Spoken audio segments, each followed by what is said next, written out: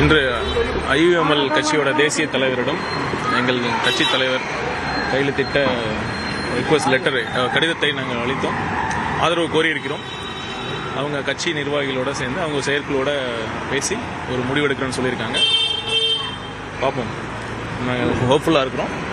எப்படி சார் இருக்கு ஆளுநருடைய நடவடிக்கையை தமிழக வெற்றி கழகம் எப்படி பார்க்குது? இல்லை, ஒரு ஆளுநர் கண்டிப்பாக இந்திய அரசியலமைப்பு சட்டத்தில் என்ன இருக்கோ அதோட படிதான் நடக்கணும். ஒரு அதிக பெரும்பான்மை அது சிங்கிள் லார்ஜஸ்ட் பார்ட்டியாக இருக்கிற தமிழக வெற்றி கழகத்தை அழைக்க வேண்டியது கான்ஸ்டிடியூஷனில் கொடுக்கப்பட்ட நிர்ணயிக்கப்பட்ட ஒரு விதிமுறை தான். எந்த ஒரு மெஜாரிட்டியாக இருந்தாலும் அதை ஃப்ளோர் ஆஃப் த ஹவுஸ் சட்டமன்றத்தில் தான் ஒரு மெஜாரிட்டி ப்ரூவ் பண்ணணும். அதுதான் பல வழக்குகளில் உச்சநீதிமன்றம் தெளிவான தீர்ப்பில் கொடுத்துருக்காங்க. ஸோ இதுதான் நடைமுறை, இதுதான் சட்டமும் கூட. கண்டிப்பாக எங்கள் தலைவர் அவர்கள் பல கட்சிகளிடம் ஒரு ஆதரவு கோரி எங்கள் கடிதத்தை கொடுத்திருக்கிறோம்.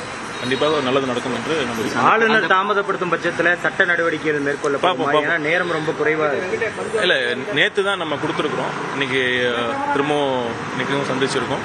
பார்ப்போம். பெரும்பான்மையை நிரூபித்துட்டு தான் பதவியேற்பு சொல்றது. எல்லா கூட்டணி கட்சிகள் எல்லாமே எதிர்ப்பு தெரிவிக்கிறாங்க.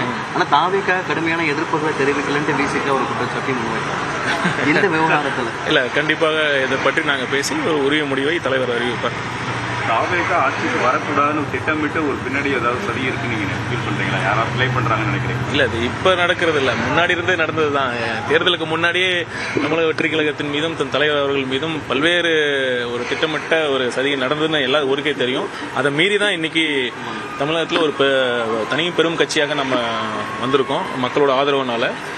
இது புதுசு இல்லை, தலைவருக்கும் இது புதுசு இல்லை. அதான் தலைவர் நேற்று கூட சொன்னார், உங்களுக்குலாம் வேணா அது புதுசாக இருக்கலாம், எனக்கு அது பழகிருச்சு, பார்த்துக்கலாம்.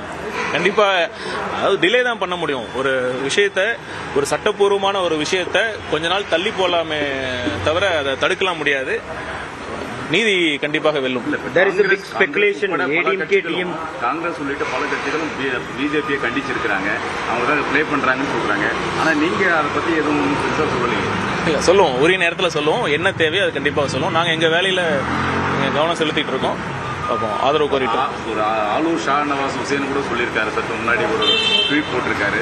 இந்த விஷயத்தை எல்லாருமே சொல்றாங்க, வந்து கண்டிக்க வேண்டிய தாவேக்கா எதுவும் குரல் கொடுக்காம இருக்குன்னு சொல்லியிருக்காரு. உரிய நேரத்தில் அதை பற்றி நாங்கள் சொல்லுவோம். ஒரு இல்லை, இதை விட வேற இது இல்லாம வேற நேரம் இருக்கும். இல்லை, ஒரு நாளில் இப்போ பொறுத்திருந்து பாருங்க. கண்டிப்பாக நாங்கள் தேர்தலில் எப்படி இதே குற்றச்சாட்டு தானே நீங்கள் சொன்னீங்க. தேர்தலில் என்ன தலைவர் பிரச்சாரம் எப்படி அமைஞ்சது உங்களுக்கு தெரியும். நீங்க எக்ஸ்போஸ் பண்ணணும். இந்த ஏன் அவ்வளோ நடக்குது, அமைதியா இருக்கிறீங்களேன்றதுதான் எல்லாருடைய பிரச்சனை. இல்லை, அது எங்கள் கட்சியோட எங்கள் இன்ட்ரெஸ்ட் இருக்கு. கண்டிப்பாக உங்களோட எங்களுக்கு தான் அதிக உணர்வு இருக்கு, இன்ட்ரெஸ்ட் இருக்கு. கண்டிப்பா அதை பற்றி உரிய நேரத்தில் முடிவெடுக்கும். ஒரு பெரிய ஸ்பெகுலேஷன் போயிட்டு இருக்கு. ஏடிஎம்கே டிஎம்கே கூட்டணி அமைச்சு தாவேக்காவை ஆட்சி அமைக்க விட மாட்டாங்கன்னு மக்கள் மத்தியில பெரிய பேசுபொருளா இருக்கு 2 நாளா. உங்களுடைய பதில் என்ன? கண்டிப்பா இது நல்ல வேலை நீங்க கேட்டீங்க. தமிழக மக்கள் இதை நல்லா பார்க்கணும். எப்படி வந்து ஓபிஎஸ் வந்து ஏன் வெளியே அமிச்சாங்க, அவர் திமுகவோட உறவு வச்சிருக்காருன்னு தான் சொல்றாங்க. இப்போ ஏன் இவர் பண்ணிட்டு இருக்காருன்னு ஊருக்கே தெரியும். ஸோ தமிழக மக்கள் இந்த நிகழ்வை எல்லாருமே கண்டிப்பாக கவனிக்கணும், சிந்திக்கணும்.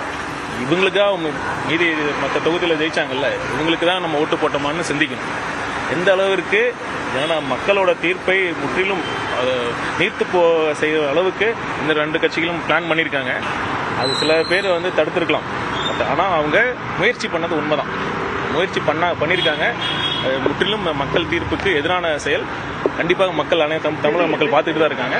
அதற்கு தக்க பதிலடி. திமுகவில் வந்து சில சட்டமன்ற உறுப்பினர்கள் ஆதரவு கொடுப்பாங்கன்ற பேச்செல்லாம் ஓடுது. எந்த அளவுக்கு பார்க்கலாம்?